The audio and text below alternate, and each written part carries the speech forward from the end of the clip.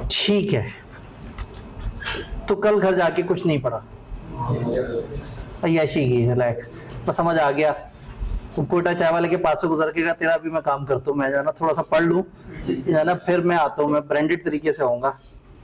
तो बिजनेस सीखेंगे, फाइनेंस सीखेंगे, तो चीज आगे बढ़ेंगी, अपनी फर्म के लिए भी काम आएगा और जॉब करते हुए भी। क्योंकि जेन्युइनली ये बात है, मैं कभी भी कहीं जाता हूँ, अभी कुछ अर्से पहले दुबई में पाकिस्तान एसोसिएशन ऑफ दुबई है, वो पता नहीं उनको क्या जोश चढ़ा, मुझे चीफ गेस्ट के तौर पे बुला लिया। उन्हें लगा कि ये जो है ना तकरीरें शकरीरें कर रहा है, तो शायद ये अच्छी बातें करता हो, तो उन्होंने बुला लिया। मैं ठीक है, पे पहुंच जाते हैं। तो वहां पे भी बहुत सारे पाकिस्तानी जो स्टूडेंट्स थे और जो चार्टर्ड अकाउंटेंट्स थे, वहां उनसे मुलाकात हुई, तो एक चीज बड़ी साफ नजर आई कि वो बड़े दुखी थे इस बात पे। कहते हैं कि इंडियन चार्टर्ड अकाउंटेंट को काम नहीं आता, उसे बोलना बड़ा अच्छा आता है। उनके ACCA जो है उसका ज्यादा एक्सपीरियंस भी नहीं होता, लेकिन वो प्रेजेंट अच्छा कर लेता है अपने आप को।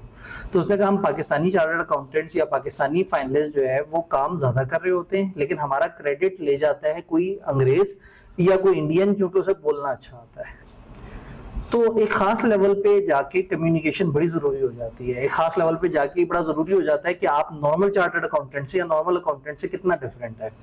वही वाली बात कि अगर वो मीटिंग में 5 बंदे बैठे हुए हैं और 4 बंदे खामोश हैं और पांचवा कहते हैं जी मैं अगर कहूँ, अगर एक मशवरा दूं, अगर हम ऐसे ऐसे इस तरह से कर लें तो आप क्या कहते हैं, तो ऑब्वियसली वो ओनर्स की नजर में भी आता है, डायरेक्टर्स की नजर में भी आता है। ऐसे बंदे को हमेशा ज्यादा चांसेस मिलते हैं जो आगे बढ़ के रिस्क लेना चाहता है। और जो सिर्फ बैकडोर अकाउंटेंट बने रहते हैं, ठंडे अपना काम किया, और अक्सर वो खुद ही अपने आप से खुश हो रहे होते हैं कि मैं एक ईमानदार एम्प्लॉई हूँ और मुझे जो काम मिलता है मैं बहुत अच्छा करता हूँ, और पता नहीं मुझे ग्रोथ क्यों नहीं मिल रही, पता नहीं क्यों मुझे ज्यादा, और क्यों नहीं ओनर्स को नजर आ रहा। बात ये कि ओनर ने ध्यान थोड़ी करना है, आप अपनी लाइफ के बारे में तो आप बहुत जानते हैं, आप हर दिन जितना काम कर रहे होते हैं आप सोच रहे होते हैं। आप एक्सपेक्ट करते हैं कि सामने वाला बंदा भी ये देखे कि भाई ये बंदा कितनी पेन ले रहा है, वो नहीं देखता, दिखाना पड़ता है। ऐसे ही अनफॉर्चुनेटली टीचिंग जैसे मुकद्दस प्रोफेशन के अंदर भी कॉलेजेस को टीचर्स की वीडियोस डालनी पड़ रही होती है प्रेजेंट करने के लिए कि हाँ हम कुछ करें। इवन इस्लामिक जो मुख्तलिफ इदारे होते हैं, इवन मदद करने वाले जो इदारे होते हैं, अल खिदमत फाउंडेशन जो है वो बहुत काम करती है, लेकिन अगर वो फेसबुक पे ना डाले तो लोग उनको डोनेशन देना कम हो जाते हैं, क्या यार इन्होंने कब काम किया है। तो ना सिर्फ काम करना पड़ता है बल्कि काम दिखाना भी पड़ता है। तो दुनिया में यही चल रहा है, आपने काम करना भी और काम प्रेजेंट भी करना है। तो इसलिए ये सब्जेक्ट और इसके साथ कम्युनिकेशन, ये जो PPE है ना, ईमानदारी से किया गया PPE प्रॉपर वाला, वो आपको बड़ा एलिवेट कर देता है और आप एक नॉर्मल अकाउंटेंट से डिफरेंशिएट हो जाते हैं। तो बस ये लाइफ में हमेशा ध्यान में रखना है कि हमने सिर्फ पेपर पास किया हुआ चार्टर्ड अकाउंटेंट नहीं बनना, हमने एक स्किल वाला चार्टर्ड अकाउंटेंट बनना है। वो फिर उसे कोई नहीं रोकता, वो बड़ा तेजी से आगे जाता है। वरना मैंने देखा है लोगों ने पूरे पूरे कैरियर एक कंपनी में भी गुजारे हैं, और लोग ऐसे हैं कि फाइनलिस्ट हैं और पकड़े ही नहीं जा रहे। तो होपफुली ये वाली बात जो है ना वो साथ साथ वही होगी। BIA में ये मुझे बहुत मौका मिलता है कि इस तरह की बातें की जाएं, क्योंकि इसका जो सब्जेक्ट की डायमेंशन है वो भी बातें करने वाली है। जनरल बातें करनी है, माहौल की बात करनी है, बिजनेस एनवायरनमेंट की बात करनी है, चार्टर्ड अकाउंटेंट की। तो मेरी कोशिश ये होती है कि जब ये आप आखिरी स्टेज पे हैं, यहाँ से जब निकल के जाएं मार्केट में, तो कम से कम ये वाला फ्लेवर हो। तो इस वक्त इस सब्जेक्ट में शेयरिंग पे आके पढ़ा दें कि पीछे मेरी एक बहुत बड़ी रीजन ये है कि हमारे बच्चे जब निकले तो कम से कम कुछ ना कुछ दुनियादारी भी उनके लिए जरूरी है।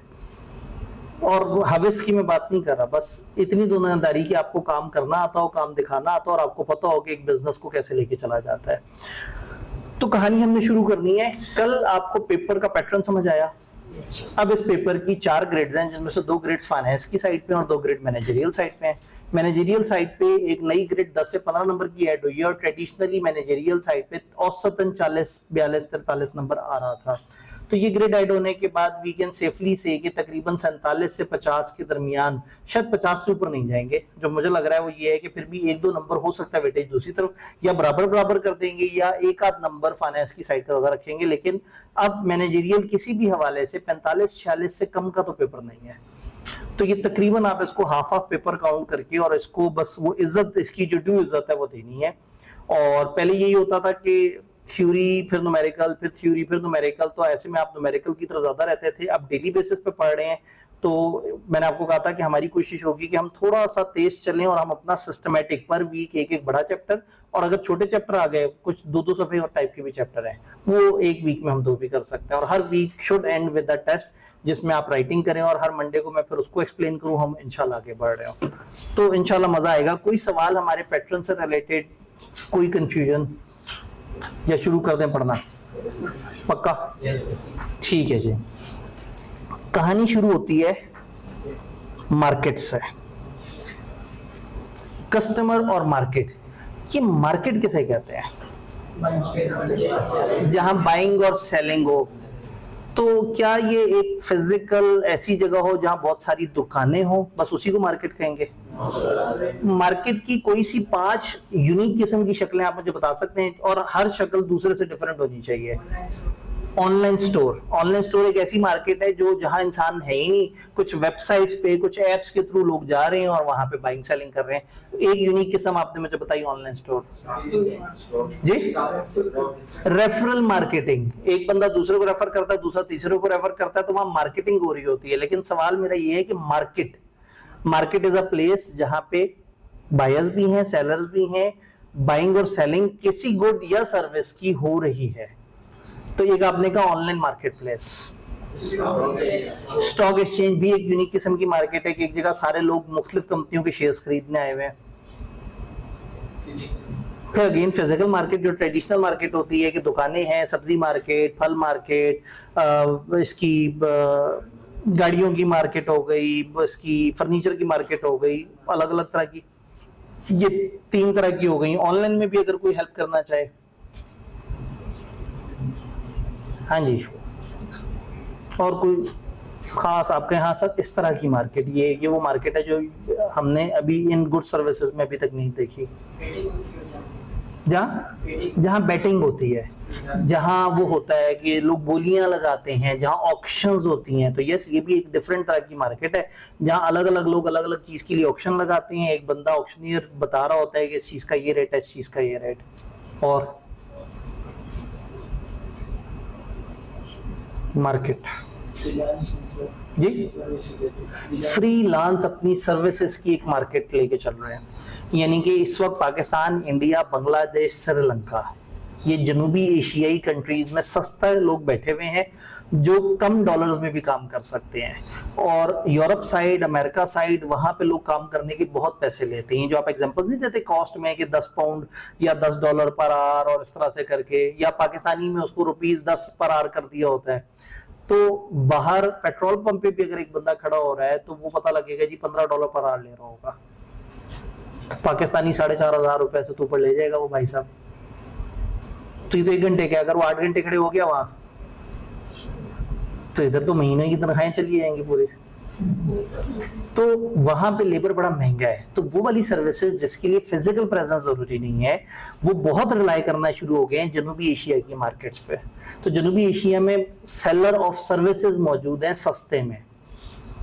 फॉर एग्जाम्पल, आप में से किसी को डेबिट क्रेडिट आता है और एंट्रियां करनी आती हैं, और अमेरिका में एक बंदे ने एक फजूल सा बोर सा काम करवाना है कि जी एक लंबी चौड़ी शीट है और उसको डेबिट क्रेडिट पे एंट्रियां करनी है, और 5 दिन का तकलीफ दे काम है। वो वहां जब किसी को कहेगा, वो कहेगा जी मैं पर आवर $20 लूंगा।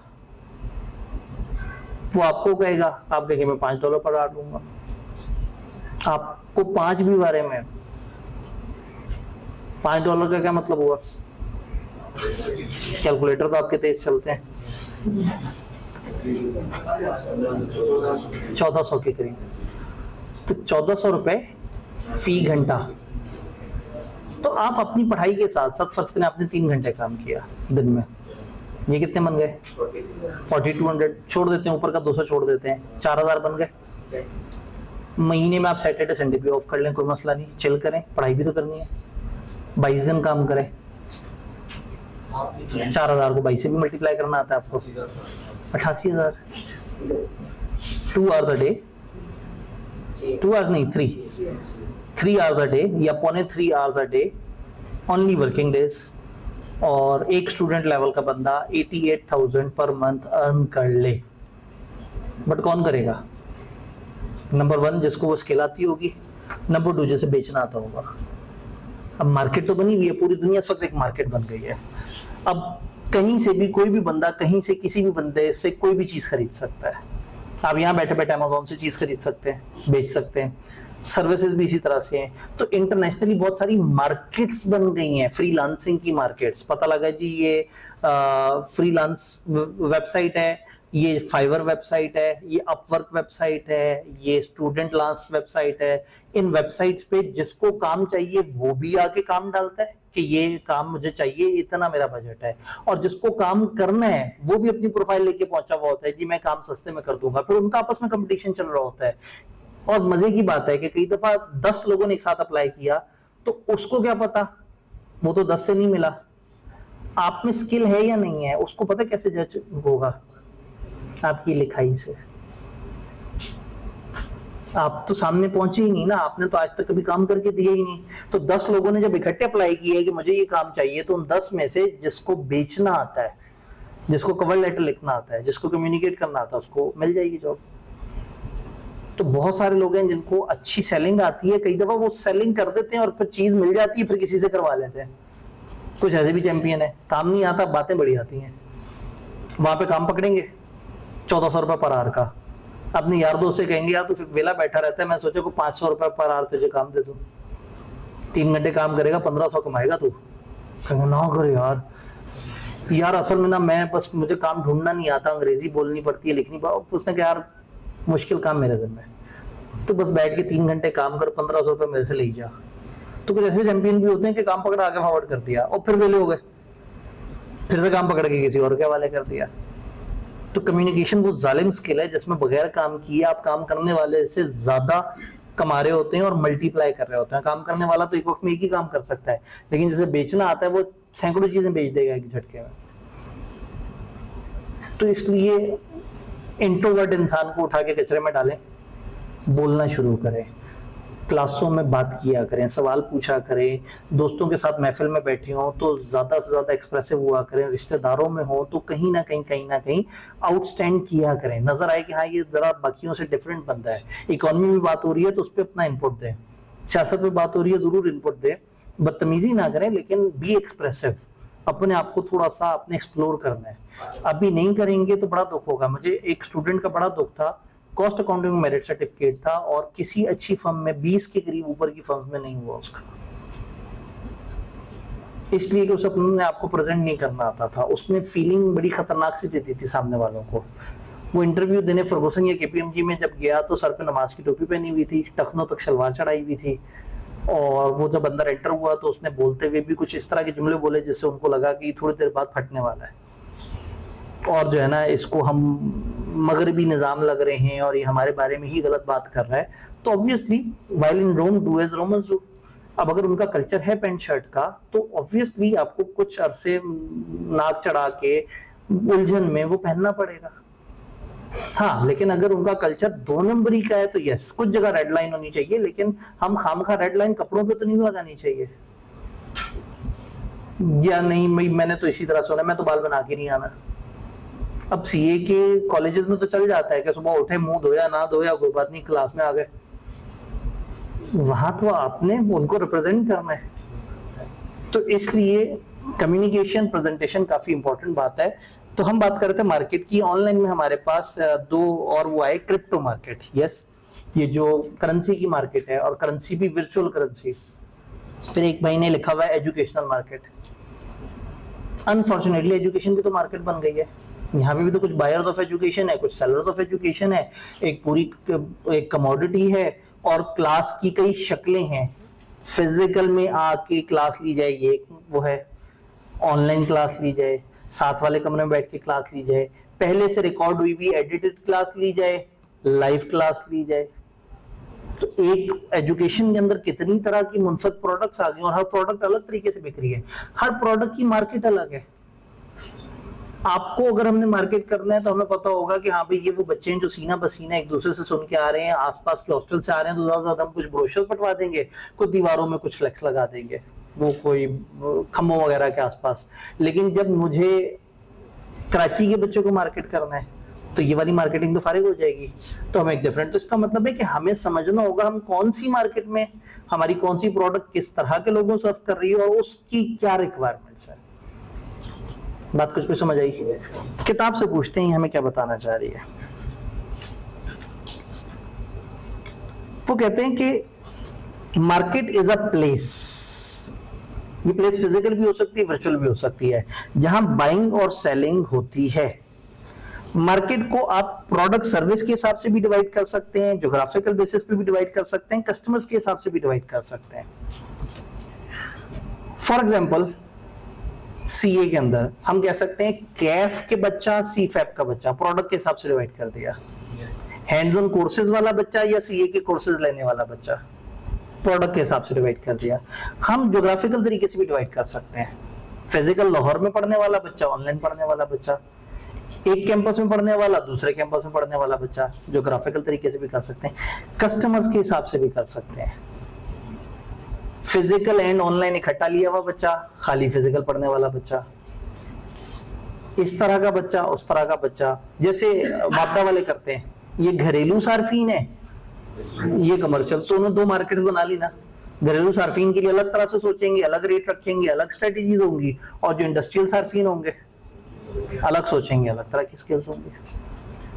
तो इसी तरह से प्रोडक्ट या सर्विसेज के हिसाब से मुख्तलिफ मार्केट बनी होती हैं। जी आपसे पूछे कहाँ जा रहे हैं, आप कहते हैं ऑफिस सेंटर जा रहा हूँ, वो क्या है जी?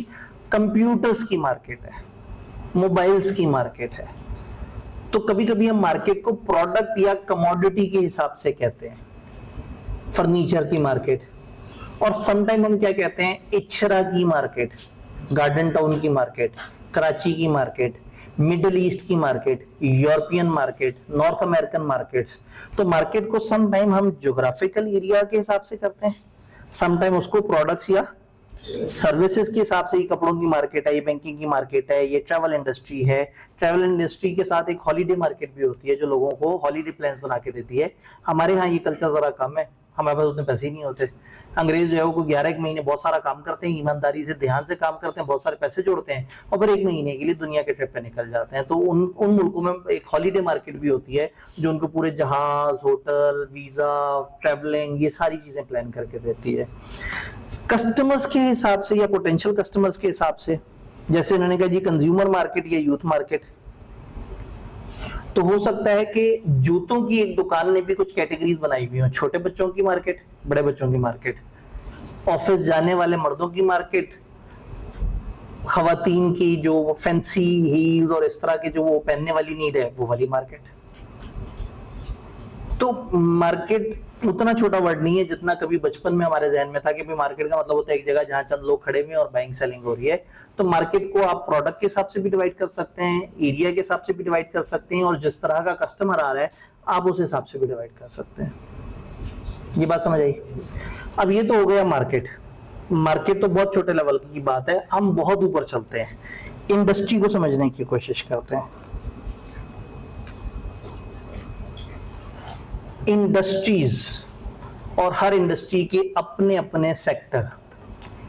इंडस्ट्री हम कहते हैं बैंकिंग इंडस्ट्री। अब बैंकिंग इंडस्ट्री के अंदर अलग अलग सेक्टर्स होंगे, अलग अलग सेगमेंट्स होंगे। बैंकिंग में क्या क्या सेगमेंट होंगे बड़ा? ये कुछ लोन देने वाले हैं, कुछ वो डिपॉजिट्स वगैरह रख के उस पर इंटरेस्ट देने वाले हैं, कुछ इस्लामिक हैं, कुछ नॉन इस्लामिक है। नॉन इस्लामिक के लिए बड़ा प्यारा वर्ड आजकल लोगों ने इजाद किया, ट्रेडिशनल बैंकिंग और इस्लामिक बैंकिंग। बुरा लगेगा ना कि एक इस्लामिक बैंकिंग तो दूसरा नॉन इस्लामिक बैंकिंग, तो कहते नहीं, एक ट्रेडिशनल बैंकिंग, एक इस्लामिक बैंकिंग। और लोन्स के अंदर भी वो हो सकता है कि छोटा मतलब घरेलू लोन, ये जो एक पर्सनल लोन टाइप होता है, घर वगैरह के लिए लोन, गाड़ी के लिए लोन, या फिर कंपनियों के बड़े बड़े कॉर्पोरेट लोन्स। तो उसके अंदर एक इंडस्ट्री के अंदर अच्छे खासे सेक्टर्स बने हुए होते हैं। इंश्योरेंस इंडस्ट्री है, सेक्टर्स क्या है? आग की इंश्योरेंस, गाड़ियों की इंश्योरेंस, लाइफ इंश्योरेंस, घर की इंश्योरेंस, अलग अलग। और फिर हर सेक्टर के अंदर कितनी कंपनियां होंगी, कितने सारे लोग काम कर रहे होंगे। तो सबसे पहले आप पूरे पाकिस्तान को देखते हैं कि पाकिस्तान भर में ये 25 इंडस्ट्रीज हैं। फिर किसी एक इंडस्ट्री में देखते हैं कि उसमें कितने सेक्टर्स हैं, सेगमेंट भी बोल सकते हैं, सेक्टर भी बोल सकते हैं। फिर एक सेक्टर सेगमेंट में आके देखते हैं यहाँ कितनी मार्केट्स हैं, फिर एक मार्केट में आके देखते हैं यहाँ कितने प्लेयर्स हैं। उस एक लेयर लेवल की स्ट्रेटेजी पे हमने इस चैप्टर में बात करनी है। लेकिन पहले वो आपको मैक्रो एनवायरनमेंट समझा रहे हैं कि कहानी कितनी ऊपर से शुरू हुई है। एजुकेशन भी एक इंडस्ट्री है, लेकिन मतलब मेरे से कई दफा फैमिली में पूछता है बेटा क्या कर रहे हो, मैं कहता हूँ जी कॉलेज का सेटअप है। अच्छा, फिर तो कई घर होंगे डीएचए में और पता नहीं क्या हो, क्योंकि वो कॉलेज का सुनते साथ ही सबको होता है एफएससी मैट्रिक के जो कॉलेजेस होते हैं उसमें नेचर यही होती है कि बच्चे पर मंथ आ रहे होते हैं, पर मंथ पैसे दे रहे होते हैं, अच्छे खासे पैसे दे रहे होते हैं। कॉलेज नहीं उनका दाखिला भेजना है, कॉलेज उनको एक्सप्लॉइट करता है, फीस ना आए तो उनका दाखिला नहीं भेजते, कंपटीशन फलाना फलाना वो सारा कुछ है। तो वो जैसे ही कोई कॉलेज सुनता है तो उसके जहन में होता है कि अच्छा वो एफएससी वाले कॉलेजेस तो यूनिवर्सिटियां बना के बैठे हुए हैं, वो तो जनाब 200-250 शहरों में मौजूद है। अब इंडस्ट्री तो भले एजुकेशन है लेकिन सेक्टर गरीब सा है। ट्यूशंस हमारी इससे ज्यादा और कोई वो नहीं है, मतलब औकात नहीं है। हमारा status is a tuition centre. हम चंद लोगों को उनकी अपनी ख्वाहिश के मुताबिक उनकी अपनी पसंद के दिन पे जब वो पढ़ना चाहते हैं हम ट्यूशंस दे रहे होते हैं।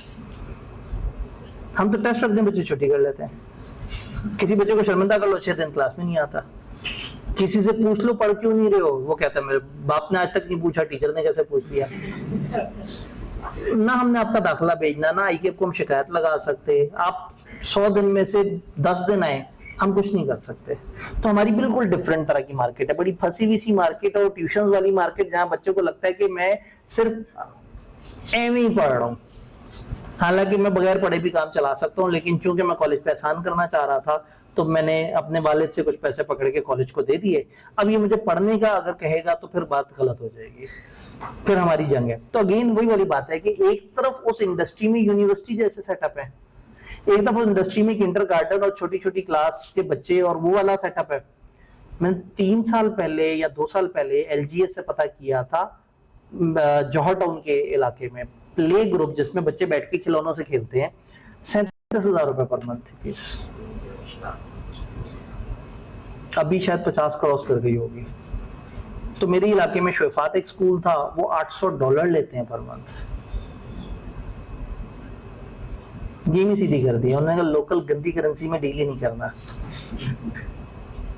अब अंदाजा लगाएं $800। तो एक तरफ वो भी है, लेकिन वही वाली बात है कि अब क्या होगा कि मैं इंडस्ट्री से चूं एजुकेशन और मैं नोट गिनने की मशीन ले आऊं कि बस ठीक है अब जो है ना अब तो नोट इतने आने हैं, मशीन से गिनना है, हाथ थक जाएंगे, ज़ाहिर इतने नोट होते हैं। तो मुझे समझना होगा कि नहीं भाई मैं उस इंडस्ट्री के एक थके हुए सेक्टर में जा रहा हूं। बिजनेस पॉइंट ऑफ व्यू से ये एक थका हुआ मॉडल है, यानी अगर कॉलेजेस में कुछ जज्बाती लोग ना हो तो ये बिल्कुल फ्लॉप मॉडल है बिजनेस पॉइंट ऑफ व्यू से। खर्चे तूफानी और रेवेन्यू जिनसे आने हैं वो एक खास लेवल से ज्यादा अफोर्ड नहीं कर सकते। 2005 में मैंने शायद 15,000 रुपए में पढ़ा था कैफ का पेपर, आज हम 15,000 में पढ़ा रहे हैं कैफ का पेपर 20 साल बाद। और मैंने जहां पढ़ा था मेरे पास ऑप्शन नहीं थी कि मैं टीचर चूज करूं, कॉलेज ने मुझे बताना था कि कौन सा टीचर मुझे पढ़ाएगा, कब पढ़ाएगा, टाइम टेबल भी उनकी पसंद का। शायद एसी मुझे याद नहीं, मेरे ख्याल में एसी भी नहीं था कमरे में। और एक अननोन टीचर, मतलब शायद पहली दफा सुना था उसके बारे में, क्योंकि कॉलेज ने डिसाइड किया था कि वो हमें ये देगा। 20 साल बाद प्राइस वहीं खड़ी हुई है, खर्चे 4-5 गुना हो गए हैं। तो बिजनेस मॉडल के हिसाब से तो ये फ्लॉप है, यानी कि बहुत ही मुश्किल से होता है। बहुत ही पुराने स्टेबल हुए हुए कुछ ना कुछ प्रॉफिट बना रहे होते हैं, बाकी बस कुछ सिस्टम चला के कुछ ना कुछ इस पॉइंट पे होते हैं कि हाँ भाई शो मस्ट गो ऑन। हाँ, टीचर्स अमीर लोगों को कहते हैं, क्योंकि टीचर्स का ओवरहेड से ज्यादा ताल्लुक होता नहीं है। लेकिन क्लास पढ़ाने की जाहिर है, अगर एक क्लास पढ़ाई है और क्लास में अच्छे खासे स्टूडेंट हैं तो एक बहुत बड़ा क्रेडिट उस अच्छे टीचर को जाता है जिसकी वजह से आए हैं, तो वो सारा शेयर टीचर के पास चला जाता है। तो कॉलेज जो है ना वो दीवारें एसी देख देख के परेशान रहता है कि की हो गई साढ़े नाल। तो कहने का मतलब है कि इंडस्ट्री को देख के जज्बाती नहीं होना है, इंडस्ट्री के साथ सोचना सेक्टर क्या है, फिर उस सेक्टर में सोचना है कि अब मैंने कौन सी मार्केट को कैसे सर्व करना है। अब सेक्टर तो ये हो गया प्रोफेशनल ट्यूशन सेंटर्स। हाँ, अब इसके अंदर देखना है कि हाँ भाई फिजिकल की मार्केट में घुसना है जैसे मैंने 3-4 साल पहले तक बड़ा पक्का तैयार किया था कि फिजिकल की मार्केट में नहीं आएंगे, बहुत जुल्म है, ऑनलाइन के अंदर बड़े अच्छे तरीके से चल रहे हैं। हमने 2022 या 21 में 6000 स्टूडेंट्स को ऑनलाइन पढ़ाया था। तो मेरा ये था कि भाई हम ऑनलाइन बड़ा बेहतरीन चल रहे हैं, हम फिजिकल में ना आए। लेकिन ट्रेंड चेंज हो रहे थे, कोविड के बाद लोगों को था नहीं अब हम कॉलेज जाके पढ़ेंगे, क्योंकि ऑनलाइन पढ़ाई नहीं होती। 2-3 साल वो कॉलेज आके भी पढ़ते रहे, लेकिन अब उन्हें समझ आ गया कि मसला कॉलेज आने का नहीं था, मसला ये था कि वो खुद नहीं पढ़ना चाहते थे। तो अब एक सीए मतलब एजुकेशन के अंदर सीए की प्रोफेशनल क्वालिफिकेशन की ट्यूशंस के अंदर एक फिजिकल मार्केट हो गई, एक ऑनलाइन लाइव मार्केट हो गई, एक ऑनलाइन एडिटेड प्री रिकॉर्डिंग, जिसमें पहले दिन आपके पास मतलब मैं ही एक और जगह पे भी मौजूद होता हूँ जहाँ पहले दिन मेरा पूरा कोर्स एडिट हुआ हुआ, फाइन ट्यून हुआ हुआ, पढ़ा हुआ होता है, और यहाँ से 1/3 आवर्स में पढ़ा हुआ होता है, क्योंकि वहां सिर्फ लेक्चर होता है, वहां बाकी सारी चीजें खत्म हो जाती हैं। तो फिर मार्केट समझते हैं, तो पहले आप इंडस्ट्री समझते हैं, इंडस्ट्री का सेक्टर समझते हैं, और सेक्टर के अंदर अपनी मार्केट समझते हैं, फिर उस मार्केट में अपनी स्टैंडिंग देखते हैं। फॉर एग्जाम्पल अब हमारे, अगर मैं इसको प्रोडक्ट के हिसाब से मार्केट करूं तो फिर पीआरसी कैफ में हम अपनी स्टैंडिंग देखते हैं, टॉप पे आ जाते हैं अल्हम्दुलिल्लाह। पीआरसी में स्टैंडिंग देखते हैं, तकरीबन बॉटम पे आ जाते हैं। तो इसका मतलब क्या होगा कि फिर पीआरसी की अलग गेम करनी होगी, कैफ को अलग समझना होगा। कैफ में बच्चों को अच्छा टीचर चाहिए, पीआरसी में अच्छा बेचने वाला फ्रंट ऑफिसर चाहिए, ठीक है, हाँ ठीक है। फिर पीआरसी में अलग तरह से ब्रांडिंग करनी होगी, जगह जगह जाना होगा, कॉलेजों के साथ रेट तय करने होंगे, एफएससी के कॉलेजेस के फ्रंट ऑफिसर्स के साथ दोस्ती लगानी पड़ेगी, उनसे कमीशन तय करने पड़ेंगे, बच्चों को एम्बेसडर बनाना पड़ेगा। अब अगेन वही वाली बात है, जब उस तरफ जाते हैं तो हम कहते हैं कोई बात नहीं, हम कमजोरी भले, अगर उसके लिए वो हमने एथिक्स वाले चैप्टर से बाहर निकल जाना है, चैप्टर नंबर 6 वो फॉलो करना है ना, वो पढ़ेंगे, फिर आपको पता लगेगा कि हमारे क्या मसले हैं। बिजनेस जानने के बावजूद हम इसमें से क्यों नहीं पैसे बना पाते, क्योंकि कहीं ना कहीं एथिकल बाउंड्री लगानी पड़ती है। हम झूठे एम्बेसडर नहीं बिठा सकते, हम फेसबुक पे एक पोस्ट करवा के वहां पे 200 फेक का वो नहीं डलवा सकते, लाइक या टिक नहीं करवा सकते। हम अल्लाह का शुक्र है चलते हैं कि हमने अगर अच्छा परफॉर्म किया तो बच्चे आएंगे, सीना पसीना एक दूसरे को बताएंगे, नहीं तो 1-2 दफा फेल होंगे बच्चे, जो जहां मार्केटिंग की वजह से गए, फिर वो सब कहेंगे कि यार वहीं चलते हैं जिधर जाके पास तो हो जाता है कम से कम। तो फिर हमें सेकंड एंड थर्ड हैंड बच्चे मिलते हैं, जो टकरे शकरें खा के आए होते हैं, उन्हें समझ आ गई होती है कि नहीं भाई जो है ना वो मार्केटर्स थे, अब हम यहाँ। तो हर प्रोडक्ट, हर मार्केट के अपने पंगे हैं, अपने इश्यूज हैं, तो उस हिसाब से चलना है। तो बिजनेस को क्या चाहिए, सबसे पहले आइडेंटिफाई करे उसकी इंडस्ट्री क्या है, फिर देखिए उसका सेक्टर क्या है, फिर देखिए वो कौन सी मार्केट में, और फिर आगे जाए कि मैं कहाँ हूं उस मार्केट में, मेरी क्या स्टैंडिंग है, मुझे अपने आप को कहाँ इंप्रूव करना है, मेरे कंपेटिटर्स क्या कर रहे हैं। किताब की इंग्लिश देखते हैं, ये भी कुछ कहना चाह रहे होंगे। इंडस्ट्री कहते हैं सप्लायर्स जो कि similar goods and services produce करते हैं, मिलती जुलती, जैसे aerospace industry, automobile industry, construction industry. अब कंस्ट्रक्शन पूरी इंडस्ट्री है, अरे वाह, इसके कोई मुझे 4-5 सेगमेंट्स बताएंगे कंस्ट्रक्शन इंडस्ट्री के अंदर के, मुझे कोई 4-5 सेक्टर। सीमेंट मैन्युफैक्चरर्स, वो भी कंस्ट्रक्शन की ओवरऑल इंडस्ट्री में आते हैं। बटा, ये जो ईंटें वगैरह बनाते हैं और वो उस तरह से करके, स्टील वगैरह से रिलेटेड, अब जाहिर है कंस्ट्रक्शन में स्टील का एक बहुत इंपॉर्टेंट रोल है, तो स्टील, उसके सप्लायर, वो सारे भी ओवरऑल उस बड़ी इंडस्ट्री के अंदर आ गए। कंस्ट्रक्शन में आप बता रहे थे सेक्टर्स, ट्रांसपोर्ट का भी आ सकता है। कंस्ट्रक्शन में, ट्रांसपोर्ट में कैसे लिंक करें, जुड़ जाते हैं, कई इंडस्ट्री आपस में जुड़ती हैं, कैसे? एक कंपनी है वो किसी ट्रांसपोर्टर को अपॉइंट करती है और उसको कहती है मेरा मटेरियल देखो से उठा के हमने यहाँ पे। ठीक है, यानी कि ये कहना चाह रहे हैं कि उस कंस्ट्रक्शन में लॉजिस्टिक्स वगैरह, जो आपकी मुसलसल उस सामान की मूवमेंट होनी है, तो आपने अपनी पूरी फ्लीट रखी होती है जिसमें सिर्फ आप ही का सामान मूव कर रहा होता है, तो यस, फिर वो सेक्टर भी आपका कवर हो जाता है। कंस्ट्रक्शन में जो छोटे घर बना के देते हैं, वो जो पूरी हाई राइज बिल्डिंग्स बना के अपार्टमेंट्स किराए पे देने वाला, वो एक अलग सेक्टर है। जो डैम्स वगैरह बनाने वाले गवर्नमेंट के पब्लिक जो वो हैं प्रोजेक्ट्स हैं, जो उसमें पैसा खाते हैं, वो एक अलग सेटअप है। क्योंकि डैम तो नहीं बनाते लेकिन पैसा हमेशा खाते हैं। डैम के तो खैर पैसे इकट्ठे भी किए थे कभी, सारे पाकिस्तान ने मिलके इकट्ठे किए थे। ठीक है, वो कहाँ चले गए, जेल में चले गए पैसे। अच्छा, और बिजली वगैरह, मार्बल। तब आप देख रहे हैं कि एक ओवरऑल तो चीज डिफाइन हो गई, उसके अंदर कितनी सारी चीजें बन गई। Within an industry there may be different segments. इसका मतलब है कि जो लिखा हुआ याद करने की जरूरत ही नहीं है, अगर समझ आ गया तो बस ठीक है, लिखना आता हो तो चल जाएगा काम। ये ग्रुप बी बड़ा मजेदार है। ग्रुप ए में रट्टे ज्यादा मारने पड़ते थे, ग्रुप बी में वो कहते हैं कि बच्चा आप दिमाग मैच्योर हो गया है, अगर इसे लिखना आता है तो वो कंटेंट ज्यादातर इस तरह का है जिसमें आप ऑडिट हो, ये हो, कोई भी और पेपर हो। इवन कॉस्ट गलत जगह पे घुसा हुआ था, कॉस्ट में क्रिएटिविटी ज्यादा है ना। सवाल देख लिया, अब शुरू हो जाओ, कैसे शुरू करने हैं। 15 बच्चे बैठ के हर बच्चे एक डिफरेंट फॉर्मेट में कर रहा होगा सवाल, और हो सकता है उनमें से 10 ठीक भी कर रहे हो। तो क्रिएटिविटी ग्रुप बी में थोड़ी जरा ज्यादा है। इंडस्ट्री सेगमेंट एक सेपरेटली आइडेंटिफाइबल पार्ट है एक लार्ज इंडस्ट्री का। जैसे फॉर एग्जांपल इंश्योरेंस इंडस्ट्री में कई सेक्टर हैं, जैसे general insurance, life insurance, marine, fire वगैरह वगैरह। अगेन हमने ये एग्जांपल्स याद नहीं रखनी, ये कॉन्सेप्ट याद रखना है। तो अब हमने कॉन्सेप्ट समझा कि एक इंडस्ट्री होती है, इंडस्ट्री में सेक्टर्स होते हैं, सेक्टर के अंदर मार्केट होती है, और मार्केट 3 तरह की होती है, प्रोडक्ट के हिसाब से या कस्टमर्स के हिसाब से या ज्योग्राफिकल हिसाब से।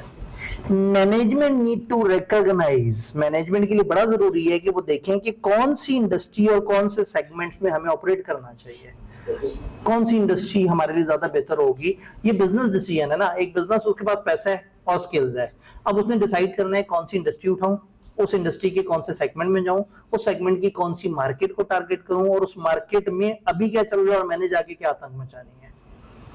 तो बिजनेस भी ऐसे नहीं है कि बस एकदम से रैंडमली एक बंदा उठ के, ये कोयटा पराठे चाय वाला भी 2-2.5 महीने का एनालिसिस करके बैठा होता है, आसपास का सारा एरिया छाना होता है। कई दिन जो आसपास पराठा चाय बेच रहे होते हैं, पूरा दिन उनके वहां पे बैठ के, उन्हीं के अपने बंदे ने कोई ना कोई बैठ के ऑब्जर्व करता है किस तरह के लोग आ रहे हैं, क्या बात कर रहे हैं, किस टाइम पे ज्यादा लोग आते हैं, कौन सी आइटम पे लोग उलझते हैं कि महंगी है, कौन सा आइटम शौक से लेते हैं। वो 2-2.5 महीने रिसर्च करता है, फिर उसको समझ आता है कि मैं इस तरह का बिजनेस बनाऊंगा तो ज्यादा कामयाब होगा। तो बिजनेस में रिसर्च होती है।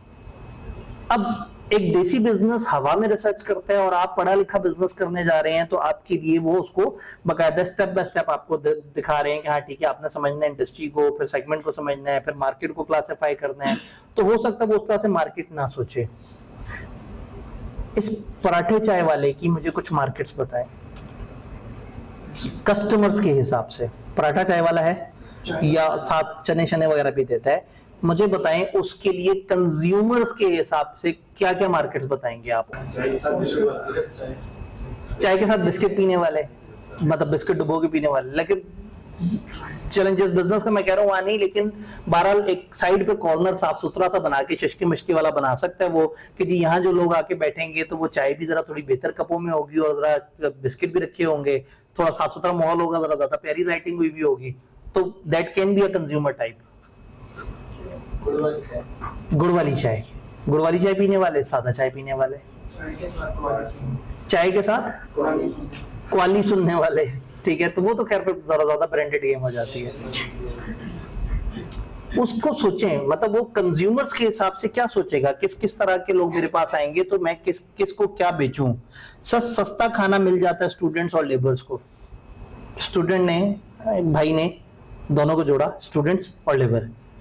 उन्होंने ये दोनों गरीब लोग होते हैं, ठीक है। स्टूडेंट गरीब होता है, अब जाहिर है इसमें कोई शर्मिंदगी थोड़ी, आप कौन सा कमा रहे हैं, वालिदैन कमा रहे हैं ना, तो स्टूडेंट तो हमेशा गरीब होता है। तो स्टूडेंट और लेबर, इसको सोच के उनके लिए पैकेज निकालना कि हाँ भाई नाश्ता हमारे पास से कर लेना, अब तुम्हारा महीने के दे दो 5,000 रुपए, नाश्ता हमारे पास आके करो, any number of paratha and अंडा यू ईट। इस तरह की भी डील्स निकाली हुई होती हैं। इस तरह से नुकसान आ सकता है, ये डिपेंड करता है कि वो कंज्यूमर को देखने के बाद उसको पैकेज देंगे। तो सस्ता खाना खाने वालों की मार्केट और महंगा खाने वालों की, तो उन्होंने पराठे के साथ सस्ता अंडा भी रखा हुआ होगा, तो चीज ऑमलेट भी रखा हुआ होगा। वो मम्मी डैडी शाम में जो स्टूडेंट आते हैं यूनिवर्सिटियों वगैरह से, अब वो बैठेंगे तो उनको चीज ऑमलेट खिला देंगे, उसी ऑमलेट में 30 रुपए का ऑमलेट होगा, 40 रुपए की चीज डालेंगे, 250 रुपए का ऑमलेट बेच देंगे। लोग खुशी खुशी लेंगे कि यार इस इलाके में चीज ऑमलेट मिल गया, वो तो ये जो है ना, वो उसमें खुश है। और पराठे वाले को गेम समझ आ गई कि इसको 30 रुपए का ऑमलेट इसने लेना भी नहीं था, मैं बेचने की कोशिश करता ना लेता, और अभी इसने मुझे जो है ना 70 रुपए की कॉस्ट वाली चीज 250 में खरीद ली है। क्यों? थोड़ी सी रिसर्च की और उसने मार्केट समझ ली है कंज्यूमर के हिसाब से। और क्या मार्केट है? एक भाई ने लिखा ब्रेकफास्ट पराठा। जीशान भाई आपका आइडिया जो है ना वो मैंने बाद में पढ़ा, लेकिन मैं पहले बोल चुका था। और सर जैसे नान और रोटी के हिसाब से, नान और रोटी के हिसाब से डिवाइड कर लें, खाली चने खाने वाले या चाय के साथ चीजें वो करने वाले। अब चाय के साथ क्या क्या कनेक्ट कर सकता है? सादा पराठा, आलू वाला पराठा, चीज वाला पराठा। तो अच्छा, अब जब वो आए हुए होंगे और जो लोग चाय नहीं पीते गंदे गंदे मुंह बना रहे होंगे और कहेंगे यार आइंदा यहाँ नहीं आना, यहाँ तो सिर्फ चाय होती है, को लस्सी दे दें, कोई इस तरह का कोई, मतलब अब आप थोड़ा बहुत जो है ना उसमें फ्लेवर। डाइट कॉन्शियस लोगों के लिए ग्रीन टी देनी शुरू कर दें, कहवा देना शुरू कर दें। फिर कुछ ऐसे वेले मुस्टंडे किस्म के स्टूडेंट होंगे जो रात 11 बजे अपने हॉस्टल से निकल के चलते हुए आएंगे, क्योंकि वो हॉस्टल में ज्यादा वो सो सकते हैं और वो कोई अच्छा काम करने के तो मूड में है ही नहीं, और वो सो के तो पूरा दिन गुजार ही चुके हैं। पढ़ाई तो उन्होंने रिजल्ट के बाद करनी है। अब वो क्या करें, उन्होंने कहीं बैठ के हालात हाजरा पे तबसरा करना है। तो रात 11 के बाद सुबह फजर तक उनको एक ऐसी जगह चाहिए जहां उनको कोई ना उठाए, ओपन एयर सेटिंग हो, हवा चल रही हो, माहौल बना हुआ हो, साथ जो है ना वो चाय के कश लगाते गए थोड़े थोड़े से, चाय के कश। ठीक है, मैंने दोनों यूजर्स कवर कर दिए, लेकिन ज़ाहिर है वो तो चाय के वो सिप लगाते गए, साथ साथ रात भर बहस करते रहे, और डे एंड पे नतीजा यही निकलना है कि यार पराठे वाला ही कमा रहा है और कोई नहीं कमा रहा दुनिया में। देखो पंखा भी नहीं लगाया हुआ है, हालांकि आप तो उसके सबसे आखिरी सबसे हल्के वाले कस्टमर हैं। वो दिन में अलग अलग लोगों को अलग अलग चीज बेच चुका है, लेकिन पराठे वाले को समझना होगा कि शाम में कुछ ऐसे लोग आएंगे उनको कहीं जगह नहीं मिलेगी, तो उनको एक जगह चाहिए, और उस टाइम पे उन्हें जो मर्जी खिला दो वो खाना खाने आए ही नहीं है। जैसे पता नहीं आपका कभी एक्सपीरियंस हुआ या नहीं हुआ सहरी करने का लाहौर में। उस टाइम पे बच्चे ने सहरी का टाइम खत्म होने से 8 मिनट पहले तो अलार्म लगाया होता है। उस वक्त वो उठता है, मुंह पे छींटा मार लिया तो मार लिया, नहीं तो शायद उसकी भी तौफीक ना मिली, और जल्दी से होटल पे पहुंचा। अब होटल वाले को पता है कि गेम है 6 मिनट की, उसने आपको जो अंडा जिस हालत में दे देना है कुछ में से चूसा निकलने वाला हो रहा होता है, मतलब उनके इतनी हालात पतले होते हैं। लेकिन उस टाइम पे जो है ना रबड़ वाले पराठे, वो ना टूटेंगे ना हजम होंगे, पूरा दिन पेट में दर्द करेंगे, लेकिन चूंकि आप पहुंचे उस टाइम पे तो आपके पास टाइम ही नहीं बार्गेन करने का, नहीं यार ये पराठा खस्ता होना चाहिए। वो कहेगा भाई रोजा चला जाना है तुम्हारा, तो उस टाइम पे आधे कच्चे पक्के अंडे भी चल जाएंगे। तो अब इसका मतलब एक और मार्केट भी है सुबह के वक्त कुछ बेवकूफों की। तो जो 1 घंटे पहले सहरी करने आते हैं उनको तो बड़ा वीआईपी मिलता है, और जो सारा कचरा इकट्ठा होता जाता है, किसी ने पराठा वापस कर दिया खराब है, किसी ने अंडा वापस कर दिया, साइड पे रखते जाते हैं। जब ये आखिरी 5-6 मिनट वाले आते हैं ना, वही चीजें उसी ऑयल में जो 300 दफा चीजें तल चुका हुआ है, जल्दी से वो किया, उसको रिफ्रेश किया और आपकी प्लेट में फेंक दिया, और आपने भी उस टाइप में मुंह जल रहा है नहीं हो रहा, आपने खा लिया। तो बहरहाल ये एक प्रॉब्लम तो है, लेकिन उस बिजनेस की नजर से देखिए उसने तो आइडेंटिफाई कर लिया ना। जैसे कॉलेज आइडेंटिफाई कर ले कि लोग कहते हैं 4 पेपर पढ़ेंगे, जैसे रिजल्ट आता है पागल हो जाते हैं, तो उस वक्त 1 हफ्ते के अंदर जल्दी जल्दी से 4 पेपर बेचें। बाद में बच्चा 2 महीने बाद उसे खुद ही एहसास होगा मैं बोंगी मारी है, उस वक्त आएगा कहेंगे लो 2 महीना तो पढ़ चुके हो, तो कहेंगे मैं तो क्लास में नहीं आया था। तो आप कहेंगे हमने तो क्लास चालू रखी हुई थी, एसी भी चल रहा था, माहौल भी बना हुआ था, तुम ही नहीं आए। तो कहने का मतलब है कि बिजनेस जब समझता है कि उसके कस्टमर किस किस तरह से हैं, तो वो ज्यादा बेहतर अपॉर्चुनिटीज ग्रैब्स कर लेता है। प्रॉब्लम क्या है, समटाइम वो अनएथिकल हो जाता है। इसलिए मुझे बड़ी खुशी है इस बात की कि इन्होंने बिजनेस पढ़ाते हुए एक चैप्टर एथिक्स का डाला, जिसमें उन्होंने फिर बताया है कि नहीं बिजनेस फिर होना एथिकल चाहिए, सारी स्ट्रेटेजीज अपनी जगह, एथिक्स की बाउंड्री आपने नहीं क्रॉस करनी, और हमेशा लॉन्ग टर्म बिजनेस वही चलते हैं जो एथिकल होते हैं। खैर इस पे हम कभी दोबारा बात करेंगे, क्योंकि बिजनेस तो हर तरफ से कमाता है ना।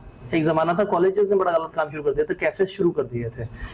कैफेज में बच्चे बैठे रहते थे, हर जेंडर के बच्चे बैठे रहते थे, और वो एक अलग ही उल्टा सीधा सा माहौल बना हुआ होता था। वहां पे अचानक से कॉलेज ने कहा हम क्या वो लॉन्डा ओनली क्लासेस, मेल ओनली जो है ना उनको एक जगह बुलाएंगे। अब यहाँ हम कैफे रख भी देंगे तो ज्यादा से ज्यादा वहां लोग लूडो खेल रहे होंगे, ठीक है, ज्यादा से ज्यादा जो है ना वो आपस में बातें करते हुए पाकिस्तान की इकोनॉमी और इमरान खान वर्सेस शहबाज शरीफ के झगड़े में पड़े हुए होंगे। चलें जी आगे चलते हैं, कहानी समझ आ रही है? इंडस्ट्रीज को फर्दर फिर अब तक आप में से कुछ लोग तंग आके पढ़ ही चुके होंगे कि आगे नहीं पढ़ाना है कि ये पहले से माइंड बना ले। तो मैं नॉर्मली इस तरह से हैंडआउट शेयर करने के कायल नहीं होता, लेकिन जब किताब लोगों के पास होती है तो वो तो साथ साथ देख रहे होते हैं। इंडस्ट्रीज को समटाइम हम इस तरह से भी कैटेगराइज करते हैं कि ये इंडस्ट्री मैच्योर हो चुकी हुई है, फुल पीक पे पहुंच गई और अब ये बस खत्म होने वाली है। कुछ ऐसी इंडस्ट्रीज होती हैं जो अभी नई आई होती हैं, अभी तेज चल रही होती हैं। कुछ ऐसी इंडस्ट्रीज होती हैं जो ग्लोबल होती हैं, पूरी दुनिया में चल रही होती हैं। तो अलग अलग तरह से अलग अलग इंडस्ट्रीज को वो करते हैं। तो जो फुली मैच्योर इंडस्ट्रीज हैं, जो फुल स्टेबल हुई हुई हैं और जो अपनी पीक पे पहुंची हुई हैं, ऐसे कोई 5 एग्जांपल्स हैं आपके पास? आईटी की इंडस्ट्री अभी भी, असल में आईटी में नई डायमेंशंस ऐड होती जा रही हैं, लेकिन जो ट्रेडिशनल आईटी की मार्केट है वो अपनी पीक पे पहुंची हुई है। गाड़ियां, ऑटोमोबाइल, मतलब एक खास लेवल पे सब पहुंचे हुए हैं और बड़ा मैच्योर हुई हुई है मार्केट, और वो आपस में एक डिसेंट सा उनका कंपटीशन चल रहा है। सर एविएशन इंडस्ट्रीज जो खासतौर पे जो कंज्यूमर्स, ये जो आम लोगों को उड़ाने वाले जहाज वगैरह हैं, वो तो खास लेवल पे पहुंच गए हैं। हाँ, ये जो दूसरा जंगी जहाज है उसके अंदर बड़ी गेम हो रही है, उसमें राफेल जैसी टेक्नोलॉजीज भी आ गई हैं जो अपने अंदर पूरा ऑपरेटिंग सिस्टम है। असल में दुनिया इसीलिए तो परेशान थी कि वो इंतहाई तूफानी जहाज है, वो एक नेटवर्क बना देता है अपने इर्द गिर्द। अगर 2-3 राफेल उड़ रहे हैं तो वो एक दूसरे से बकायदा एक लाइन बना लेते हैं, जिस तरह से लोकल एरिया नेटवर्क बनता है, वो एक दूसरे को कम्युनिकेट करते हैं, एक दूसरे की तरफ आने वाले मिसाइल को डॉज दे देते हैं, उनको डिट्रैक्ट करवा देते हैं। तो राफेल के बारे में कहा जाता है कि इसको उड़ाना या इसको फायर करना इज नियर इम्पॉसिबल। 99% चांस है कि आप इसको हिट नहीं कर सकते, क्योंकि वो टेक्नोलॉजी पे चल रहा होता है। असल में वो टेक्नोलॉजी पे चल रहा होता है ना, नई लेटेस्ट 11 जनरेशन, हमें सेकंड थर्ड जनरेशन वाले। भाई देखिए ना, अगर एक मिसाइल जहाज की तरफ जा रहा है, वो उसको सेंस कर रहा होता है रेडिएशन को, तो वो जहाज अचानक से उसको कंफ्यूज करने के लिए एक और फ्रेमवर्क क्रिएट करेगा और उसको किसी और तरफ टो देगा, क्योंकि वो एक सेंस पे चल रहा है। लेकिन अगर एक गुलेल से किसी ने पत्थर मारा है, तो पत्थर है, उसका तो दिमाग ही नहीं है, उसे जाके बच जाना है। ये समझते रहे कि हमारे लॉजिकल किस्म के मिसाइल आ रहे हैं, हम गुलेलें चला रहे थे। अगले जो है ना, वो फ्रेमवर्क हमारे नाकाम करने के चक्कर में रहे हमने जनाब। असल में खैर गुलेले से मजाक कह रहा हूँ, हम डिफरेंट फ्रेमवर्क पे प्ले अराउंड किया। Pakistan air force is known for air network. ये हवा में अपना एक नेटवर्क बना देते हैं और वो नेटवर्क की लेयर होती है, जहाज को कुछ और नजर आ रहा होता है। वो अभिनंदन भी बेचारा समझ रहा था इंडिया फिर रहा है, क्योंकि वो ऐसा थोड़ी है कि गाड़ी में से बाहर मुंह निकाल के देख ले कि नीचे टोया आ रहा है या नहीं आ रहा। वो जहाज में इतना सा उसके ऊपर वो है, तो उसको सारा कुछ मिल रहा है उसके आसपास के नेविगेशन सिस्टम से। उसके नेविगेशन सिस्टम को पागल कर दिया। वो अपने चिल फिर रहा था कि मैं तो इंडिया में घूम फिर रहा हूँ, तो जनाब ढा दिया और उसका पूरा एविडेंस भी रिकॉर्ड कर लिया। तब जालिम हवा में कहाँ पे जाके किस जहाज को मारते हैं और उसकी तस्वीर ले आते हैं। तो ये हवा में एक नेटवर्क क्रिएट कर देते हैं। तो पाकिस्तानी एयरफोर्स आईटी के अंदर ना बड़ा लेवल का गेम खेलती है। तो ये अभिनंदन वाले एपिसोड में इन्हें थोड़ा सा अंदाजा हुआ था, लेकिन इस दफा ये फिर बहुत ही महंगे वाले जहाज लेके आए थे, तो वो बस हमारी गुलेलें चल गई। तो एविएशन इंडस्ट्री बिल्कुल इसी तरह से है कि जो जेट वो हैं जिसमें लड़ाका तैयार है, उसमें भी मार्जिन है, लेकिन दूसरी वाली काफी हद तक मैच्योर हो गई है। ट्रांसपोर्ट सेक्टर और बैंकिंग सेक्टर काफी हद तक एक मैच्योर पॉइंट पे। तो देखते हैं किताब में कुछ बाइफर्केशंस की हैं। सबसे पहले बात करते हैं मैच्योर इंडस्ट्रीज की, जहां से मैंने काम शुरू किया, जहां प्रोडक्ट्स अपने मैच्योर फेज में लाइफ साइकिल के पहुंच गए हैं। और एग्जांपल ऑटोमोबाइल और सॉफ्ट ड्रिंक मैन्युफैक्चरर्स हैं, ये खास जगह पे पहुंच गई। अब आप इसमें फर्नीचर मार्केट ऐड कर दें, इसमें आप जो है वो ट्रांसपोर्ट सेक्टर ऐड कर दें, तो बहुत सारे ऐसे सेक्टर हैं जो बस अब मैच्योर हुए हुए हैं। अब ऐसा नहीं है कि उसमें वो बहुत ज्यादा ग्रोथ आनी है, लेकिन कुछ ऐसी इंडस्ट्री हैं जो अभी डेवलप हो रही हैं, जैसे एआई ऐसा है कि इसमें अभी बड़ा कुछ होना बाकी है। अभी नया नया आया और लोग पागल हुए हुए हैं, इसने आगे जाके टीचर गायब कर देने क्लास से, या मेरा एक होलोग्राम फिर रहा होगा और वो ऐसे फिरते फिरते आपको पढ़ा रहा होगा। एक बच्चे के जाके कंधे पे हाथ भी रखिएगा और उसको यहाँ पे थोड़ा सा दबाव भी फील होगा, गेम उस लेवल पे चली जानी है। तो अभी तो बिल्कुल छोटा सा आगाज है।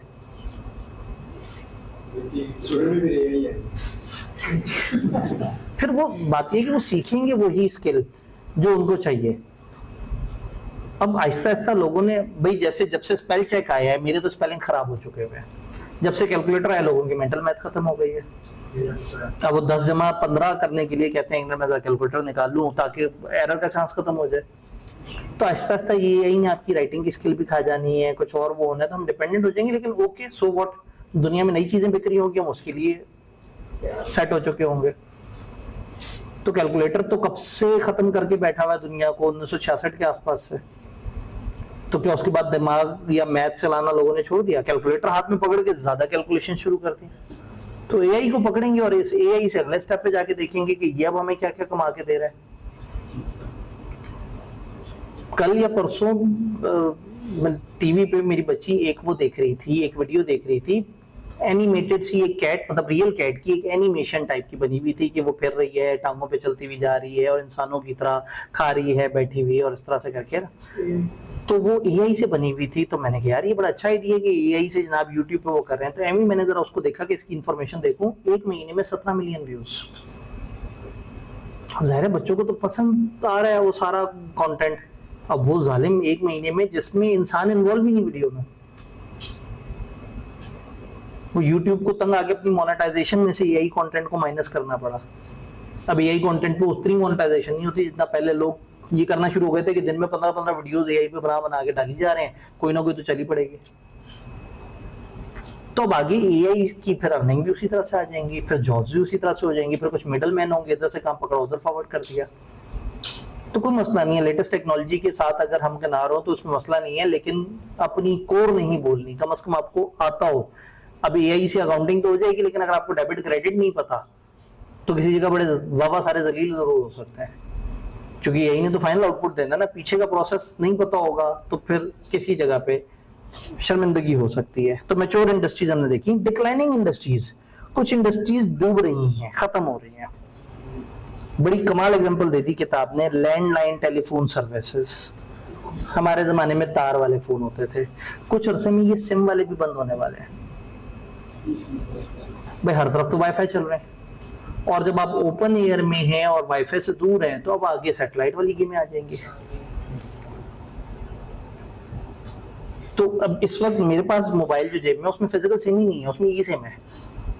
मैं दुबई बैठ के इंस्टॉल की थी, पाकिस्तान में वारिद से रोमिंग ले रही है, तो मेरे पास सिम ही नहीं है इस वक्त, और चल रहा है सब कुछ, इंटरनेट हर जगह। मैं जिस भी किनारे में जा रहा हूँ वो उससे वारिद से ना मिले तो जोंग से पकड़ लेता है। गेम ही बदल गई। तो आहिस्ता आहिस्ता वाईफाई इतने फैल जाने, आहिस्ता आहिस्ता सैटेलाइट से चीजें आ जानी है, तो ये सिम और ये वाला सादा कॉल तो खत्म हो जाएगी। पता नहीं आप लोगों ने आखिरी दफा सादा कॉल कब मिलाई थी फोन की, फोन पे जो सिम पे कॉल मिलाई जाती है। डिपेंड करता है, अगर आपके इलाके में वाईफाई नहीं है तो हो सकता है आपने मिलाई हो, अदरवाइज लाहौर में तो मेरे ख्याल में मैं महीने में शायद कोई 12 सिम वाली कॉल्स करता हूँ मुश्किल से। बिजनेसेस व्हाट्सएप पे एक दूसरे से रब्ता करते हैं, वाईफाई पर रब्ता करते हैं। तो कुछ इंडस्ट्रीज में डिक्लाइन होना है, तो ये जो सिम वाले फोन नेटवर्क्स, ये इंडस्ट्रियां भी बड़ी तेजी से डिक्लाइन की तरफ है। ये प्रॉफिट बना ही नहीं पा रही, मर्जर्स पे मजबूर हो रहे हैं, चल ही नहीं पा रहे। और कोई डिक्लाइनिंग मुझे 4-5 एग्जांपल्स आपसे मिलेंगे। पीआईए तो एक एंटिटी है, इस वक्त आपने इंडस्ट्री बतानी है, और पता नहीं किसने आपको कह दिया कि पीआईए डिक्लाइन में है। हाँ शायद सोशल मीडिया पे आपने ऐसा देख लिया हो। पीआईए इस वक्त पाकिस्तान के सबसे ज्यादा मेन कैरियर है, जो सबसे ज्यादा रूट्स पे जाता है, और कई दफा किसी मुल्क में कुछ नहीं मिलता तो पीआईए की फ्लाइट हमें मिलती है। आप लोगों ने बचपन से वो फेसबुक पे नफरत इतनी देखी है ना, तो आप जरा ग्राउंड पे आएंगे तो आपको पता लगेगा। पीआईए तो इस वक्त डायरेक्ट फ्लाइट दे रहा है, बड़ी मतलब वो वाली एयरलाइन जो सबसे ज्यादा डायरेक्ट फ्लाइट देती है किसी भी मुल्क में, पीआईए है। और बाकियों के भी आपने हालात नहीं देखे, पीआईए बहुत बेहतर है जी। पेपर इंडस्ट्री, यस, पेपर, किताबें। मैं बचपन में किराए पे किताब लेके आता था, लाइब्रेरियां होती थी, 1 रुपए पे 1 दिन के लिए किताब किराए पे मिलती थी, 300 सफ़े होते थे। अब अगले दिन 1 रुपया और चढ़ जाता था किराया, तो मेरा टारगेट होता था कि मैंने किताब खत्म करनी है। अब उस शौक में मैं 3 महीने की छुट्टियों में कुछ 90-100 किताबें पढ़ जाता था। तो इमरान सीरीज में कितना पार्ट 1 पार्ट 2 पार्ट 1 पढ़ लिया और खत्म हो गया, और अब अगले दिन पार्ट 2 मिलेगा तो रात नींद नहीं आनी, तो फिर मैं 2-2 किताबें ले आता था। तो कहने का मतलब है कि वो इंडस्ट्री गायब हो गई है। वो लाइब्रेरियां जो किराए पे किताब देती थी, भाई मैं 30 रुपए की किताब नहीं खरीद सकता था, लेकिन मैंने किताब को खरीद के क्या करना होता था, पढ़ना होता था, वो मुझे 1 रुपए में मिल जाता था। और एक दिन में वो समझते थे बच्चा लेके जाएगा 3-4 दिन में देगा, मैं ज्यादा चैंपियन हुआ था किताब पढ़ के वापस। तो वो कहाँ गई industry? Yellow pages of Pakistan नजर नहीं आ रहा, टाइपराइटर्स वाले कहाँ गए, वसीका नवीस जो खुशखती के अंदर लिखते थे आहिस्ता आहिस्ता तकरीबन खत्म हो रहा है, कंप्यूटर से प्रिंट निकल रहे हैं। बचपन में तख्तियां लिखी हैं, पता नहीं कहाँ हैं तख्तियां। हिसाब लगा मैं बहुत पुराना हूँ। हम ना बड़े अजीब से जोन के हैं, हमने बहुत पुराना जमाना भी देखा और बहुत नया जमाना भी देखा है। मिलीनियल्स जो है ना ये बड़े परेशानी में गुजरे हैं। मैं मिलीनियल्स ही हूँ, पता नहीं मैं कौन सी जनरेशन, जनरेशन एक्स है या मिलीनियल है? 85 से आगे वाले। तख्ती तो हमने भी लिखी है, हाँ ठीक है। तो ये डिपेंड करता है कि आप कौन से एरिया से हैं या जो है ना।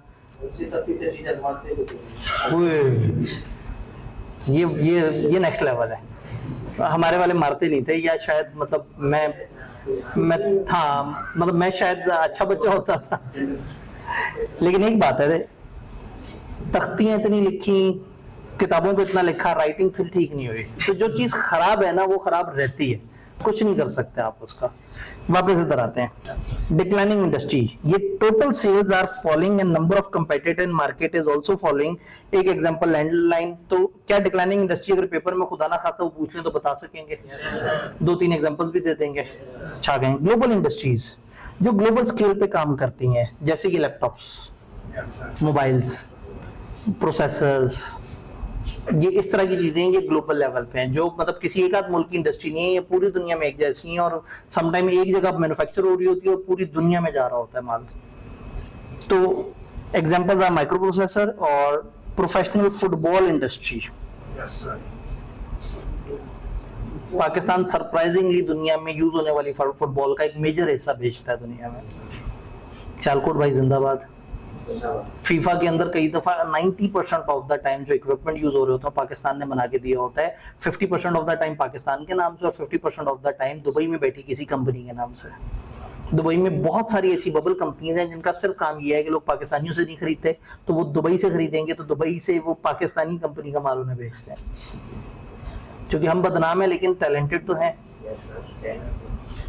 अब तो दुनिया हिफाजत के लिए भी हमें बुलाती है। इमर्जिंग इंडस्ट्रीज जी, ये कौन सी इंडस्ट्रीज हैं जो अचानक से आई हैं और अब तेजी से बढ़ रही हैं? किताब ने अपने जमाने की एग्जांपल दी, उन्होंने कहा जी स्पेस ट्रैवल और टेलीकम्युनिकेशन इंडस्ट्री अफ्रीका में जरा कम था तो वहां पे। तो ये मुल्क टू मुल्क वेरी कर सकती है। जो हमारे यहाँ इमर्जिंग है हो सकता है किसी मुल्क में मैच्योर इंडस्ट्री हो। फैशन डिजाइन कुछ मुल्कों में इमर्जिंग इंडस्ट्री हो सकती है। एआई की जैसे हमने एग्जांपल ली थी, ये एक अच्छी इमर्जिंग इंडस्ट्री है इस वक्त।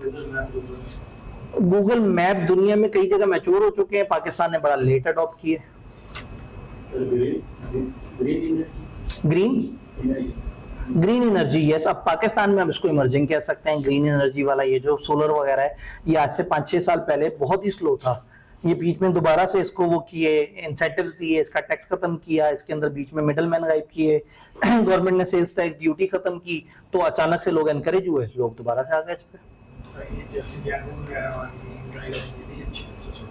यंगो इन ड्राइव वगैरह, अब ये तो इमर्जिंग से थोड़ा सा आगे जा चुके हैं। पाकिस्तान में क्रीम ने ये काम पहली दफा वो किया था, उसके बाद आहिस्ता आहिस्ता उबर आई, फिर बाकी सारे, फिर उबर ने क्रीम को पकड़ लिया, तो वो समहाउ मतलब ये भी एक इमर्जिंग से थोड़ा आगे जा चुकी है। ईवी कार्स, इलेक्ट्रिक जो कार्स हैं, इलेक्ट्रिक व्हीकल्स, ये इमर्जिंग इंडस्ट्री है। और अब अगेन क्रीम एक ब्रांड है, ये ध्यान में रखना है। एक इंडस्ट्री है, इंडस्ट्री में सेक्टर में मार्केट में कंपनी। तो क्रीम के बंद होने का मतलब ये नहीं कि वो इंडस्ट्री खत्म हो गई। इंडस्ट्री ये हो कि अगर लोग किराए पे गाड़ियां लेना छोड़ दें, वो नहीं छोड़ेंगे, बल्कि उसका यूज आहिस्ता आहिस्ता बढ़ता ही जा रहा है। लोग लेयर पसंद ज्यादा होते जा रहे हैं। यानी कि मैंने अपनी आप वाली एज में शायद ही कभी कोई टैक्सी यूज की हो किराए के लिए, लेकिन आप लोगों ने शायद अब तक कर ली होगी। बाइकिया तो वो तो मतलब अपनी बाइक से सस्ता तो बाइकिया पड़ जाता है। तो वो अब ये टेक्नोलॉजी से गेम बड़ी बेहतर हो जाती है जी। कार्गो एयर लिफ्ट शुरू किया था एक जमाने में, वो उनका यही था कि वो कार्गो और इसके लिए आई थी, लेकिन जब वो इधर आए तो उन्हें समझ आया कि नहीं, यहाँ तो दूसरी मार्केट ज्यादा है। उन्होंने जनाब वो फ्री होम डिलीवरी, सस्ती डिलीवरी, दराज, वो वाले सारे काम करने शुरू कर दिए और 2 साल में बंद भी हो गई। बड़ा यूनिक मुल्क है, समझ नहीं आता। एकदम से लोग आते हैं और एकदम से बहुत कमाते हैं और पता लगता है अगले साल फारिग भी हुए होते हैं। अनसर्टेनिटी पीक पे है। आखिरी इंडस्ट्री की बात करते हैं, फ्रेगमेंटेड इंडस्ट्री, टूटी हुई। फ्रेगमेंट्स कहते हैं छोटे छोटे टुकड़ों को। कुछ इंडस्ट्री हैं जिनको इंडस्ट्री कह पाते ही नहीं, वो इतने छोटे छोटे टुकड़ों में, मतलब हर मोहल्ले में एक चिकन बेचने वाला है। अब देखा जाए तो पूरे लाहौर में या पूरे एक शहर में दर्जनों, सैकड़ों, हजारों लोग होंगे जो चिकन बेच रहे होंगे, लेकिन वो इतने छोटे छोटे सेगमेंट्स में है कि आप उसको पूरी इंडस्ट्री कह नहीं पाते। फिर भी है तो वो इंडस्ट्री, तो ऐसी इंडस्ट्री को हम कह देते हैं फ्रेगमेंटेड इंडस्ट्री। तो नाई, मोची, कॉर्नर के किराना स्टोर, सिगरेट पान वाली दुकान, जो इस तरह के जितने भी होते हैं, ये इजी लोड और जो इस तरह के सेटअप हैं, तो ये फ्रेगमेंटेड इंडस्ट्रीज हैं, छोटे छोटे टुकड़ों में वो हुआ है। Business is small and each sell to a small portion of the total market. Examples हैं dry cleaning services, hair dressing, shoe repair, अगेन गेन की एग्जांपल्स हैं। हमें इस पे कोई फर्क नहीं पड़ता कि कौन सी एग्जांपल किस तरह से। क्या ये बात समझ आई? जब मैंने कहा ये आखिरी इंडस्ट्री, तो लोग एक्साइटेड हो गए कि शायद मैंने कहा कि आखिरी कॉन्सेप्ट था, इंडस्ट्री आखिरी थी। चलें, जाते जाते एक कॉन्सेप्ट आपको देता हूँ, आप उस पर सोच के आइएगा। ये इंडस्ट्रियां ना आहिस्ता आहिस्ता सियानी हो गई और इन्होंने एक दूसरे के साथ मर्ज करना शुरू कर दिया। मोबाइल फोन कॉल के लिए इस्तेमाल होता था, कैमरा तस्वीरें खींचने के लिए इस्तेमाल होता था, वीडियोस बनाने के लिए इस्तेमाल होता था। फोन वालों को समझ आया कि अगर हम कैमरा दे देंगे तो गेम बड़ी जबरदस्त हो जाएगी। कभी कभी बिजनेस ये सोचता है कि हम ये दो इंडस्ट्रियां जोड़ दें तो कमाल हो जाएगा। कभी कभी कंज्यूमर की तरफ से फरमाइश आती है, कंज्यूमर न्यूज़पेपर पढ़ना चाहते हैं ऑनलाइन बैठ के। अब एक पेपर वाली इंडस्ट्री थी, एक इंटरनेट वाली इंडस्ट्री थी। बच्चे फिजिकल क्लास लेना चाहते हैं ऑनलाइन पोर्टल के साथ, ताकि जिस दिन उनका मूड हो छुट्टी करने का, जब ये बच्चा पहले दिन आके कहता ना, एक बच्चा कहता सर मैं बड़ा मेहनती बच्चा हूँ, मैं बड़ा डिजर्विंग बच्चा हूँ, बस मुझे आप कुछ डिस्काउंट दे दें, अकोमोडेट करते हैं। हम कहते हैं ठीक है, तुम अगर वाकई सीरियस हो, हम अपनी सबसे महंगी प्रोडक्ट फिजिकल में तुम्हें बिठा देते हैं, डेली आओ क्लास लो। सर वो नहीं, कभी कभार छुट्टी हो जाती है, कभी जो है ना, वो जो पहले दिन ये सोच के बैठा है ना कि कभी कभार छुट्टी हो जाती है, उसने तीसरे दिन से छुट्टियां शुरू कर देनी है। तो वो कहता सर मैं डिजर्विंग भी हूँ और ढीठ भी हूँ। भाई कम से कम जो फाइनेंशियल प्रॉब्लम में है हम सबकी मदद कर देंगे, लेकिन वो वालिदैन के बारे में तो अच्छा सोचे। फाइनेंशियल प्रॉब्लम है तो सपोर्ट मिल जाएगी, लेकिन अगर वो सीरियस होगा, वो कहते हैं मैं अपने सीरियस होने की गारंटी नहीं देता, लेकिन मेरे वालिद के पैसे मत लगवाएं। तो भाई तुम 6 महीने जो उनका खर्चा लगवा रहे हो, हॉस्टल में रुक रहे हो, वो नहीं नजर आ रहा, लेकिन कॉलेज के 3000 एक्स्ट्रा जो है ना, वो मेरे वालिद के ऊपर घर गुजरेंगे जो कॉलेज जाने में ज्यादती करते हैं। आपके वालिदैन से सबसे सिंसियर आप खुद हो सकते हैं। जब आप सिंसियर नहीं है ना, तो कॉलेज आपको 3000 का डिस्काउंट दे देगा, लेकिन वो आप 5 दफा कॉलेज से पढ़ोगे और घर वालों को लाहौर रहने का लाख रुपया सेशन का जरूर पड़ जाएगा। अगर ऑनलाइन पढ़ सकते हो तो वो बहुत अच्छा है, और अगर लाहौर रुके हुए हो तो फिर सारी फिजिकल पढ़नी चाहिए, फिर ऑनलाइन को मिक्स नहीं करना चाहिए। आइडियली एक मोड होना चाहिए। हम पहले साथ साथ वो करते थे, फिर अब हमने उसको अलग कर दिया, हमने उसमें एक अलग से चार्जेस वो कर दिए। हमने कहा नहीं, फिजिकल ये और फिजिकल और वो इकट्ठी लेनी है तो अलग से। पहले हम उस वाली फीस में होते थे और खुद ही से इकट्ठा देते थे। हमने उसको इसलिए कम किया कि नहीं, लोग फिजिकल जो लेना चाहें फिजिकल ले, और वहां जाते हुए तकलीफ हो कि एक्स्ट्रा पैसे देने हैं तो ना जाए। जो फिजिकल है वो अगर पहले दिन से आखिरी दिन फिजिकल लेता रहे उसे भी सुकून है। जो ऑनलाइन है वो पहले दिन से आखिरी दिन ऑनलाइन पढ़ता रहे। तो अपने वालिदैन से आप लोगों ने सिंसियर होना है। हम कोशिश कर सकते हैं, लेकिन आपसे ज्यादा कोई उनका अच्छा ख्याल ख्वाह नहीं है। हमारी कोशिश के बावजूद भी आप भरपूर तरीके से उसे तबाह कर सकते हैं, उस कोशिश को। तो ऐसा नहीं करना। सवाल मेरा वो था कि इंडस्ट्रियां कंबाइन हो जाती हैं। बैंकिंग वालों ने क्या किया, उन्होंने कहा जिस बंदे का इतना डिपॉजिट पड़ा हुआ होगा ना, उसकी इंश्योरेंस भी हो जाएगी। तो इजी पैसा वालों ने कहना शुरू कर दिया कि जितने पैसे आपके रखे हुए हो तो आपको पर डे इतना इंटरेस्ट मिलना शुरू हो जाएगा। तो इंडस्ट्रियां कई दफा कन्वर्ज हो जाती हैं, आपस में जुड़ जाती हैं। फिजिकल एजुकेशन ऑनलाइन दुनिया से जुड़ गई, एक मिल्क इंडस्ट्री बन गई। ऐसी बहुत सारी एग्जांपल्स आपने सोच के आनी है जिसमें एक से ज्यादा इंडस्ट्रियां आपस में मर्ज हो गई, जैसे सिनेमा इंडस्ट्री मर्ज हो गई स्ट्रीमिंग पे जो मुख्तलिफ एप्स हैं उसके साथ, और अब कई मूवीज नेटफ्लिक्स पे साइमल्टेनियसली आ जाती हैं जब वो सिनेमा पे लगी होती हैं और वो उसके साथ आपस में कनेक्ट कर जाते हैं। सर यूफोन और पीटीसीएल मर्ज हो गए, अब अगेन ये दो कंपनियां हैं, लेकिन यही है कि एक लैंडलाइन एक सिम बेस्ड, और वो फिर उसके बाद आपस में मर्ज हो जाते हैं तो दोनों तरह की सर्विसेज मिल जाती हैं। ऑल्दो वो पहले भी उसी का ही हिस्सा था, यानी कि उन्हीं का ही एक वो प्रोडक्ट था। तो अब आपने हर बंदे ने कम से कम 5 ऐसे बिजनेस सोच के आने हैं जहां कम से कम 2 इंडस्ट्रियां आपस में मर्ज हुई। जैसे मैंने एक एग्जांपल मोबाइल की दी कि एक इंडस्ट्री थी टेलीकम्युनिकेशन राब्ते वाली, और एक इंडस्ट्री थी फैशन वाली, कैमरा और ब्यूटिफिकेशन प्रोडक्ट्स, वो दोनों जुड़ के एक मोबाइल में आ गए। तो इस तरह की आपने हर बंदे ने 5-5 एग्जांपल सोच के आनी है।